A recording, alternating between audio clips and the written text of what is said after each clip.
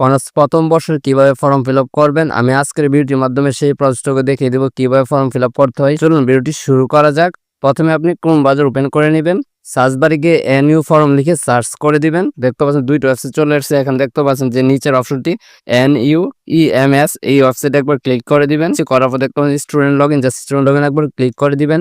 করার পর দেখতে পাচ্ছেন স্টুডেন্ট লগ ইন, এখন রেজিস্ট্রেশন নাম্বার দেওয়ার জন্য বলতেছে, আপনি রেজিস্ট্রেশন নাম্বারটা এখন বসিয়ে দিবেন। আমি রেজিস্ট্রেশন নাম্বারটা বসিয়ে দিয়েছি। দেওয়ার পর দেখুন সাবমিটে ক্লিক করে দিবেন।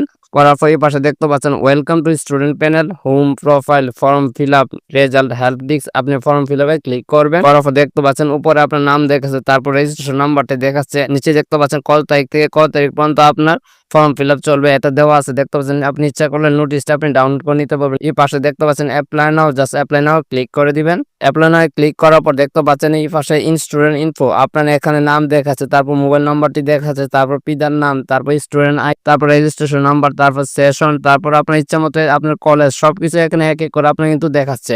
আপনি এগুলো দেখে নিতে পারবেন। তারপর এই পাশে দেখতে পাচ্ছেন যে আপনার সাবজেক্টগুলো এখানে জাস্ট আপনার সাবজেক্টগুলো দেখাচ্ছে। আপনার যদি কোনো বোল্টেড হয়ে থাকে তাহলে দেখে নিতে পারবেন। তারপর আপনাকে একটি অপশনাল সাবজেক্ট চয়েস করে নিতে হবে। জাস্ট আমি চয়েস করে নিচ্ছি।